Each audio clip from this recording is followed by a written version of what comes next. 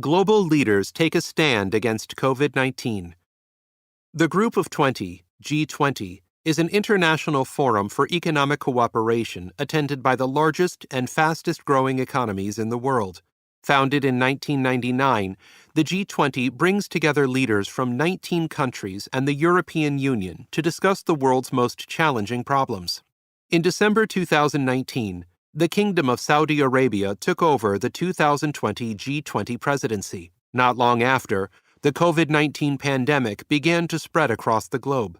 The scale of the pandemic was so unexpected that most countries were unprepared to deal with it. In response to this emergency, an extraordinary G20 summit was called by King Salman bin Abdulaziz Al Saud to discuss how to deal with the crisis. The G20 leaders met virtually via a video conference on March 26, 2020. For Saudi Arabia and the rest of the G20 leaders, it was a priority to deal with the pandemic and its effect on global health, societies, and economies. The unprecedented COVID-19 pandemic is a powerful reminder of our interconnectedness and vulnerabilities, the G20 leaders reported in the statement they issued on COVID-19 after the virtual summit. The virus respects no borders. Combating this pandemic calls for a transparent, robust, coordinated, large-scale, and science-based global response in the spirit of solidarity. We are strongly committed to presenting a united front against this common threat.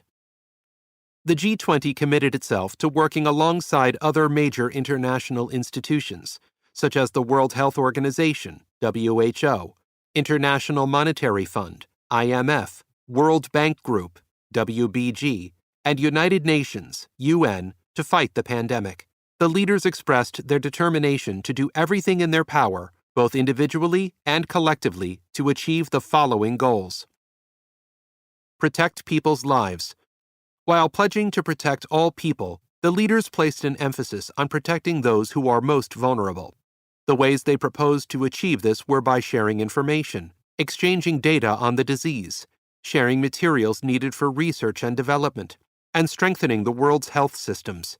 They also prioritized manufacturing medical supplies and making them available to regions that needed them the most at affordable prices and as quickly as possible.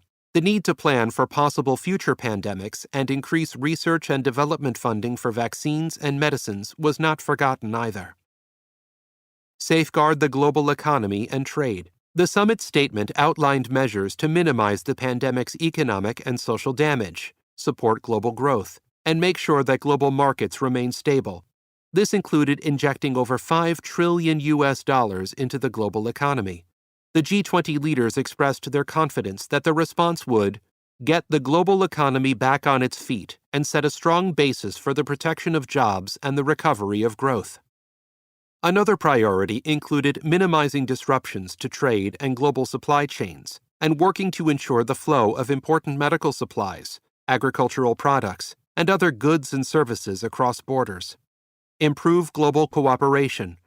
After expressing their concern with the risks faced by countries, the leaders pledged to help all countries in need of assistance, and especially the developing and least developed countries that might be less able to cope with the situation.